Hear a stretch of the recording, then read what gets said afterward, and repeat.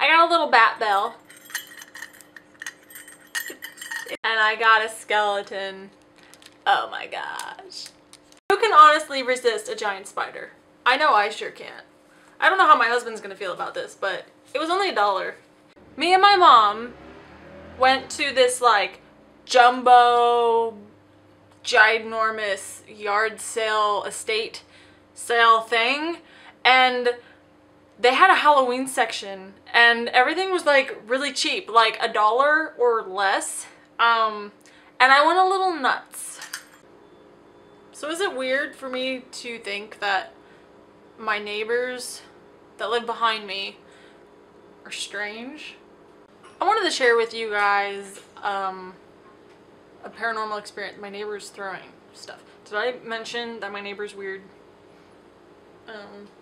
Anyways, I wanted to share like a kind of like a little paranormal experience that I had back in the day. I actually mentioned this one in a previous video. It was the poor man's graveyard. I'm not exactly sure if that's actually what it's called.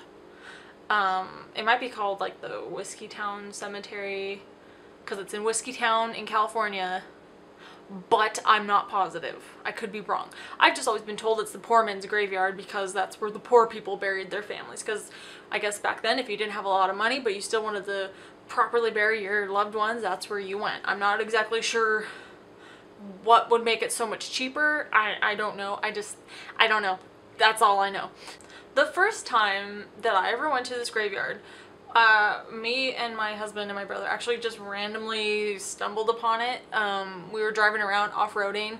Like back in the day when me and my husband were dating, our thing was off-roading and driving on these terrible dirt roads where you could pretty much drive off the cliff and die. The kid over there is breaking things. He's like throwing bottles and now he's beating them. What is my neighbor? What is my neighbors? What's the deal? I don't know. Anyways, rethink what I was saying. The first time I ever went to this graveyard, we came across it, right? We just it was in the middle of the night because we like to off-road in the middle of the night in the dark. It's funner in the dark. It's not that much fun during the day, in my opinion. But we randomly found it, and it feels like it's in like the middle of the forest. It kind of is, and it kind of has a creepy vibe to it, kind of eerie. But I mean, I get out of the car and I always go into a graveyard no matter what, so I'm thinking this is just like any other graveyard, any other old graveyard. And it's like there's even people that, you know, that didn't die more than 10 years ago buried there, so it's still pretty recent. Still, you know, people are still, I don't know about today, like now, if anyone's been buried there, I don't know, but I mean, I have a friend where some of her family members are buried there. Now when we went there, I get out of the car and we start to walk around and I take a few photos, and kind of halfway like within like 10 minutes of being there, I don't feel very comfortable. I'm just not feeling comfortable. I'm not hearing anything, I'm not seeing anything. I'm just feeling really uncomfortable, and I feel like I'm like being watched in a way, just uncomfortable in general. And so I kind of asked for the keys to the truck because I wanted to just go sit in there. I felt like in order to feel secure and safe, I needed to be locked inside something.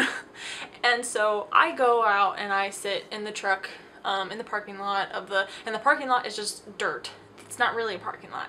It's kind of like you just got like this main like somewhat cemented road, and then there's just dirt, and then there's a graveyard. I mean, you probably wouldn't really even notice it there. You'd pass it probably.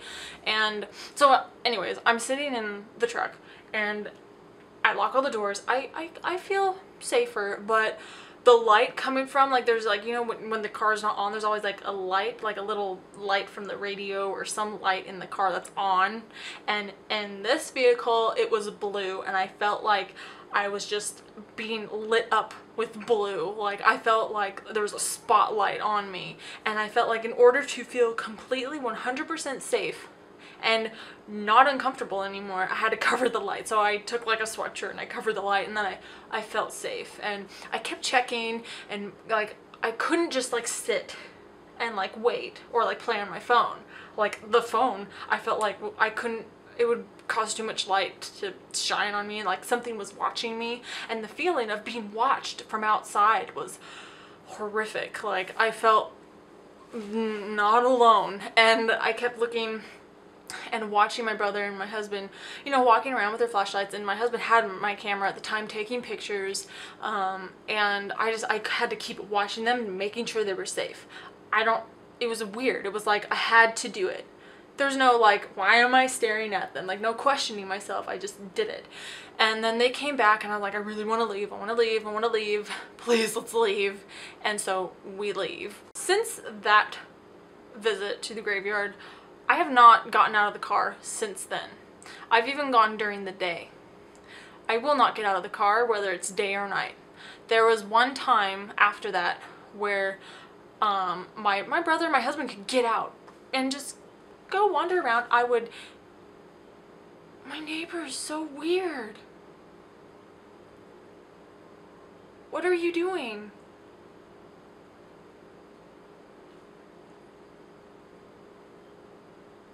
Should I videotape this? I don't know. Is that like, I mean, I feel like that's an invasion of privacy. If you video. What are you doing? He's just throwing glass bottles, and then now. What are you doing? There was one particular time where we went there, and I mean, it was, you know, every time we go to this graveyard, we all got used to how Annie sits in the car and doesn't get out, and my brother and the husband go on out and explore and take pictures. I'm fine just sitting in the car, you know. Sometimes I'll roll down the window and I'll look out, but I have to quickly roll it up because I feel like I'm like, the feelings get worse. Is this weird? I don't know. But when this one particular time, my brother and husband they're walking and exploring the graveyard, and I don't, you know, they're doing their thing. I'm trying to play with my phone like a game and putting on, like, taking the brightness and turning it all the way down, but even that feels super bright. I think we've all had that moment where even though you turn the brightness down, it's, you know, after a while it still feels like it went back to brightness. And so I'm kind of trying to, I'm kind of bored and I'm trying to entertain myself. And then they come back, like, it'd only been like 5 minutes, and we decide to leave, and telling me that they saw this light and it looked kind of funny. They didn't know if it was, maybe there was somebody's house out there. So they kind of, you know, would walk a little far, just to see if they can go find it. Maybe it was, you know, one of those like, solar lights, you know, that people put, I mean, people put them all over in graveyards, and they're really pretty, you know. I mean, you've seen them, and if you haven't, you will. Anyways, they kept trying to follow this light, and it kept getting further and further away, and they kept going and going, and it just kept getting further and further. And so eventually they just stopped because they were almost going past the cemetery.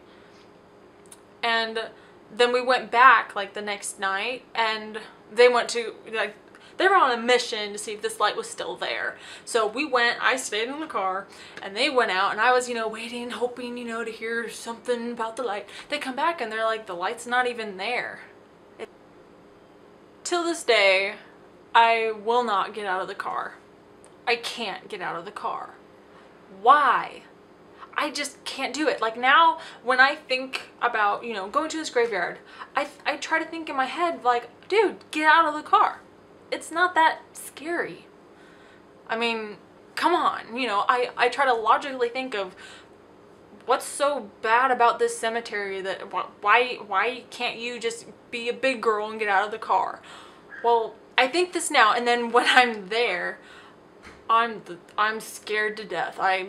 totally uncomfortable, feeling like I'm being watched. And when I went there recently, like a month ago, we went there because we happened to be driving around exploring, and we all went there and we just parked, and I rolled down the window and I looked out and I was like, what is so scary out there? And I felt a little uncomfortable where I was not brave enough to even touch the handle of the door to even think about opening it. I could just look out the window, and I just kept thinking, I'm like, what is causing these feelings? And as I'm thinking this, my husband makes this comment. He goes, why would anything good hang out in a graveyard?